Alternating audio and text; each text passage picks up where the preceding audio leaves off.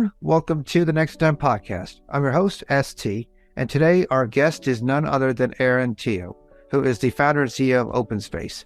His focus is primarily bringing a diverse residential, commercial, and hospitality design background and being able to develop a walling product that can expand space without being able to demolish walls, which is an interesting way of, building your own particular room. So, Aaron, welcome to the show. Thank you, ST. It's great to be here. I've seen on your profile that you've been building this for the last 9 years in a way. So how's that been for you, in terms of the number of people you've served, a lot of houses you've built with that?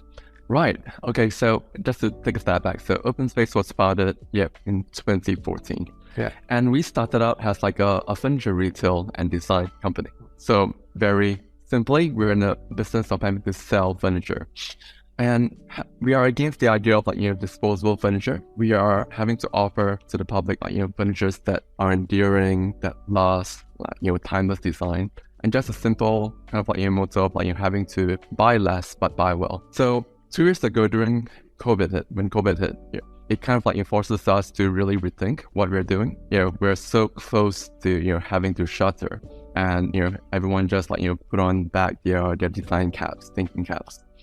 So we had this moment where we just thought, why can't our walls be like a piece of furniture? Having to, move the walls easily with no kind of without needing to drill into the floor, into the ceiling, without having to demolish it, without having to get a whole team of contractors. Yeah.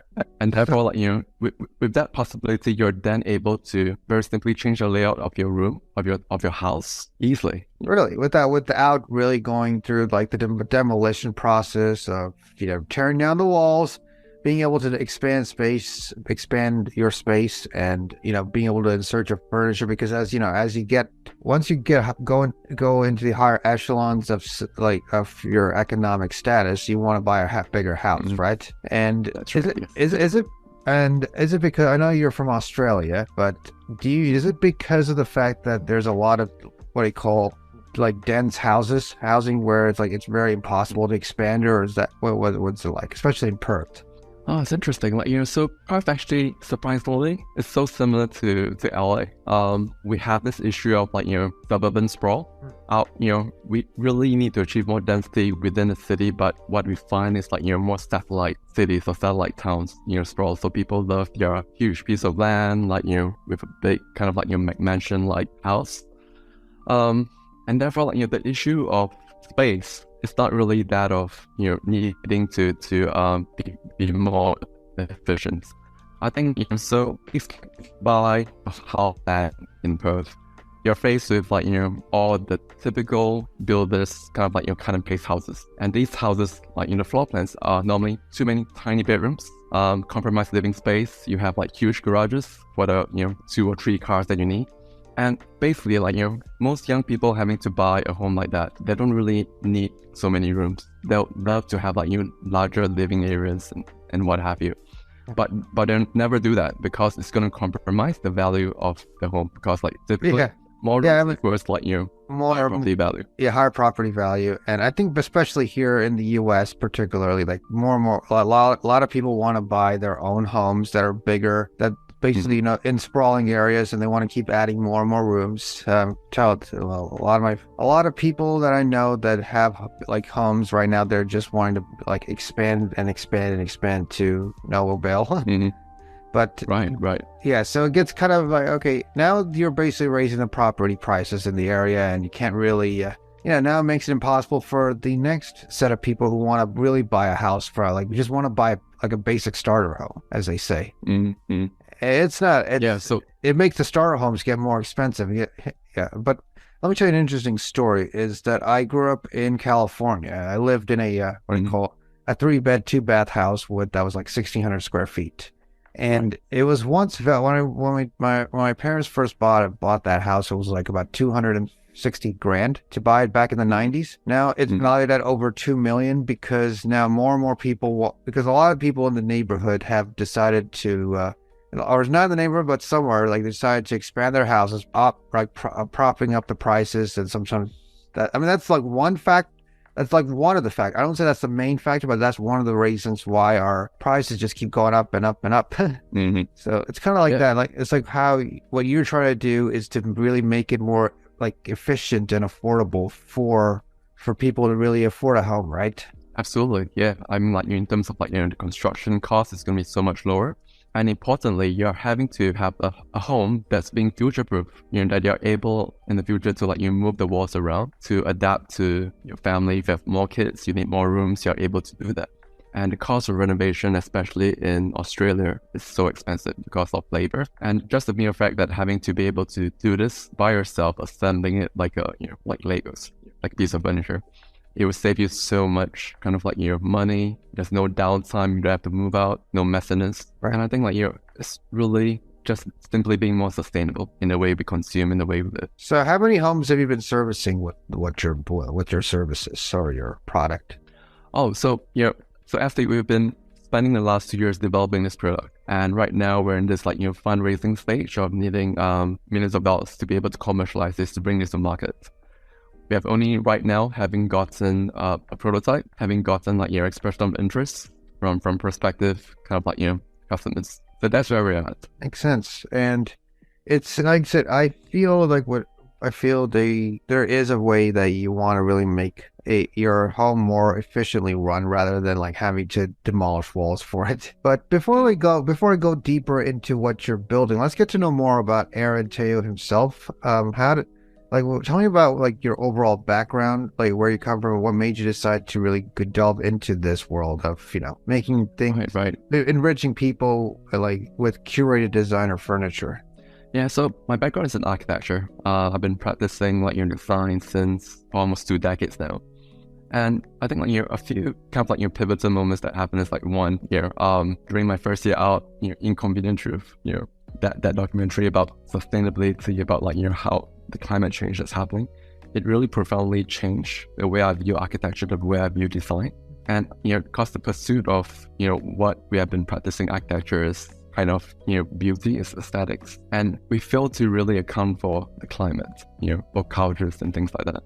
So that's one. And the other one is like I've always had my head space in modular prefab kind of like designs, just the efficiencies or the inefficiency of the current building construction industry. Just it's mind-boggling how everything's getting cheaper, right? Computers are getting cheaper, cars are getting cheaper. It's so complex, with so many moving parts. But yet, building, which is so dumb, is getting more and more expensive. Yeah, because what was the trigger point in your life where you feel like I mean, one thing you said was the fact that it wants sustainability, and what was the other, like, you're into architecture, like what was the other like turning point in your life that really made you want to get into this area? Oh, wow. I guess it's only in retrospect that if I look back, having to, architecture, look at the macro, like, look at the overall kind of like the big picture, and just by chance having to be in the furniture business and having to look at the details of like, each single piece, having to look at like, engaging with like how consumer take on kind of like, design. So I think it's this amalgamation of like, why can't we do something like, be able to have building materials that is so approachable, like a piece of furniture that people can relate to, that they're not being kind of, afraid to engage with it. They can understand it easily. And therefore, like, you're empowering the everyday consumer to be able to then take on that, that kind of like, design, take on that building aspect of it, and getting so hands-on. So it's that, kind of like, what Canva did for graphic design, we want to do for like, interior and buildings. Yeah, basically you just, instead of having to hire people, you wanted to see if you could get more, just have people do it themselves in a way, right? Exactly, yes. Yeah. They can do that themselves because it is so easy to do it. But they can always hire like, an assembly team to kind of like, assemble it for them if they want. Right. And it's not going to be the expensive contractors. It's not going to be all the plasterers, the painters. You don't even need electricians. You can run your own cables. Like, where are you originally from? I forget. You're from Singapore, right? Yes. So is it because I'm from Singapore. Yeah, you're from Singapore, moved to Australia. Like, what do you see the difference in terms of the like when you grew up there, is like it was a dense area versus being in Perth, which is a more sprawling area. What do you see the difference in terms of like, let's say, how buildings are being built? Oh, I guess exactly like you said, Singapore is so dense. So I grew up like living in kind of like a public housing. Yeah. And I think like it's really interesting because when you're forced to be in such density, you kind of like you interact more with your neighbors. You see them more often. Whereas in like suburbia, you are behind your kind of like your gates, your fences. Yeah, they say that The interaction is a lot less. It feels more kind of like in a way, funnily isolating than living in a high dense communal kind of like setting. Yeah, I mean the one thing here in the U.S. I could say is that we have a way of saying not in my backyard for people who live in the suburbs. They just don't want they don't want high dense buildings where they live, highly dense buildings where they always fear that there's going to be some problems that's going to pop up. So that's kind of what I saw the difference in Singapore, the way it's built, because it's a tiny island like south of Malaysia, and it's very dense, and you have no choice but to build upwards and build more like what they call apartment buildings, right? Versus, let's say if you're here, you can. Yes. If you're here, you can buy a house. Like you can build your own house, and especially in Australia, you can build a house of your own and do whatever you want with it. Is that kind of like it's basically the difference in the spacing, right? That's right. So That's do you? right, yeah. Do you feel like your experience growing up is kind of like a trigger point as to why you're looking to build open space? Because you said you lived in public housing, right? That's right. Yeah, I grew up in public housing, and funnily, I think this particular product would be so useful in the public housing setting because it's just back to that very simple kind of like concept. You have an apartment, or in this case, a public housing is normally like 3 or 2 bedrooms. And what I find, even my friends having to buy this public housing, they start knocking down walls that do not like the kind of like design that they have been kind of like given with. And then they get new kitchens and things like that. I'm thinking the future, not just for public housing in Singapore, but for any house. You just build the shell. It's more like more or less an open space, the inside. The shell of the house is kind of like optimized to be able to you future-proof it, right? The shape of it, in the future, you are being able to build a 1, a 2, a 3, or 4 bedroom. You already have this design in mind, and therefore, I'm single right now. I just need 1 bedroom. It's going to be a 1 bedroom with a spacious living area. 5 years down the line, I have kids. All I need to do is just move the walls around. Maybe I need more walls. I just buy new walls, have new finishes, and there you go. I have my 3 bedroom. Nice. So that is where we see, sustainability, and not just sustainability, but your house is the most expensive physical asset that you probably have. Yeah. And for you to not being able to not having the house adapt to you, that is the ultimate inefficiency and loss of value. Yeah. So do you feel like, is it because you have this large house in a way, and you're trying to break that house? Let's just say you live on let's say you have a house, you only live on the ground floor, and this ground floor is taken over by just this large living room. Let's say if it's just for one single person, you could make that into something more of let's say a 1 bedroom spot, right? 1 bed, 1 bath spot where you can just, not worry about things. Yeah, pretty much. Yes, you can. And therefore, importantly, you're not going to have too many tiny rooms that you never ever use. It's going to be expensive storage rooms. Yeah. You could just expand your living area because that's where you live. That's how you use your space. Got it. So do you think so now let's come to your venture right now, Öopenspace. So when I've been asking you a lot of questions back and forth on it, but this is where I'm going to be asking more in-depth questions of what Öopenspace is, why are you building it, what's the challenge? What do you feel like right now? Because one major challenge that I kind of see is that a lot of people have that attitude, I just want my own home. I want to be isolated from everyone else. And, they want their own custom-made houses, but why do they think that you should be the one that be able to make that transformation for them? Sure.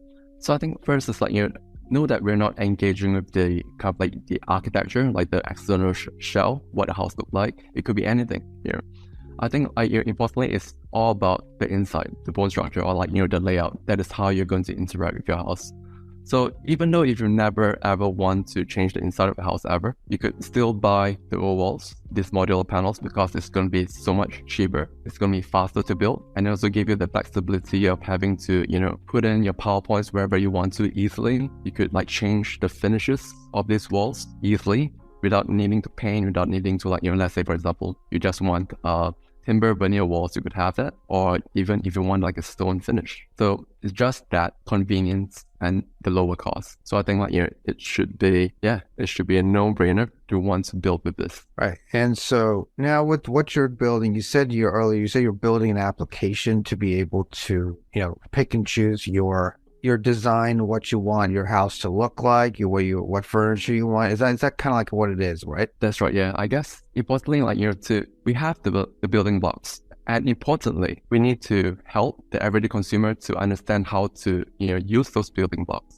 to design with them, to interact with them. And that's where a major equation of success lies within this apps, design apps, even the shopping platforms. So it allows the user to then have their floor plan there, dropping in the walls, having to visualize the space. They can know how much everything costs at one click of a button. And that is something that's hugely lacking right now in the construction industry. To get a price on your renovation, it takes so many people, takes so much time, and it always comes more expensive than you ever imagined. Yeah, because one thing I could say is that the construction industry is one industry that just doesn't really evolve quick enough. I think there was a saying somewhere that it takes at least 60 years for the construction industry to make one innovative change versus, let's say, if it's a tech startup, it just needs half a year before they make a pivot or that is spot on. Yeah, that is spot on, Ashley. Exactly right. That this construction industry is behemoth. It has so many kind of disparate moving parts, and it's so resistant to change. Let's say right now, because what you're dealing with is that you're dealing with an industry that is resistant to change. But how are you confident that what you're doing is making that impact? So I guess which is why I always having to design this with the customer in mind, with the everyday consumer in mind. Because they're the ones that's going to want this, and they're going to demand for it, and that's why the builders and developers will follow suit.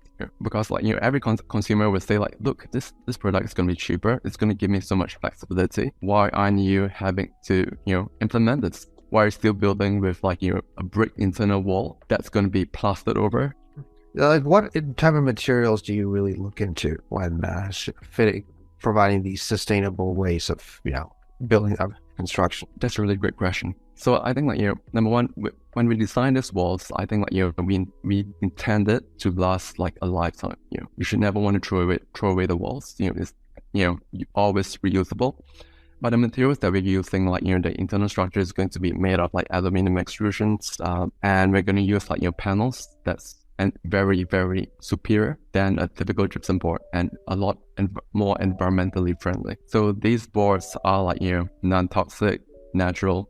Actually absorbs more carbon than during the manufacturing process. And also the kind of we are using recycled kind of plastic composites for in interfaces. You said you're using recycled plastic in a way to make that material. Right. So what you're trying to do is just make basically enable materials that are more sustainable. Okay, that was a wrong word, but let's just say that kind of fight off any carbon emissions. Is that what you're saying? I guess the key thing is we are going to stop wastage. We're going to stop whenever you demolish, whenever you start having to want to renew your space or renovate your space, you reuse the walls. So that's the key thing. So is I think maybe what I'm saying is that, let's say for example, if you want to demolish a house, instead of throwing away the material that built that house, you can just basically reuse the same material to be able to build another house. Absolutely right. Yes. You can even unlock all your wall panels and bring it to your kind of new build or your new house. It is like a piece of furniture that you could always take along and reuse.